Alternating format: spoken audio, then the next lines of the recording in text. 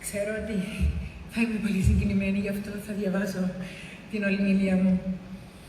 Αγαπητές φίλες, αγαπητοί φίλοι, εγκάρδιες ευχαριστίες για αυτήν την εξαιρετική τιμή στο Madame Figaro και στην Επιτροπή Υποψηφιωτήτων, στην Estée Lauder και στους χορηγούς της βραδιάς αυτής.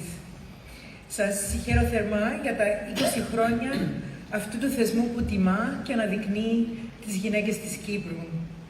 20 χρόνια γυναίκες της χρονιάς σημαίνουν 20 χρόνια λαμπερών παραδειγμάτων για τις νεότερες γενιές, πως τα όνειρά τους δεν έχουν σύνορα.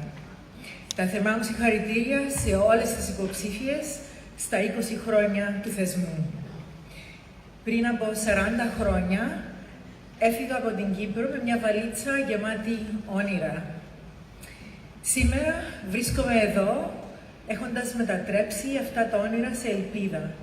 Ελπίδα για τους ασθενείς με σπάνιες αρρώστιες, για τους ίδιους και για τις οικογένειές τους, που αυτοί είναι οι πραγματικοί ήρωες της ζωής μας.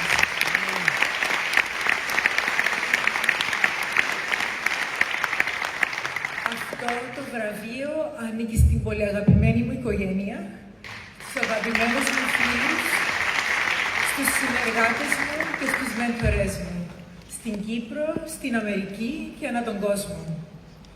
Ευχαριστώ θερμά όλους σας που με στηρίξατε με την αγάπη σας και την εμπιστοσύνη σας, τόσο στην αποστολή μου, όσο και στη διαδρομή αυτή.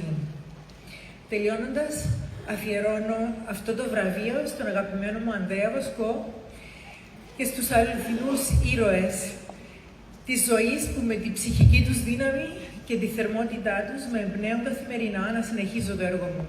Σας ευχαριστώ όλους πάρα πολύ.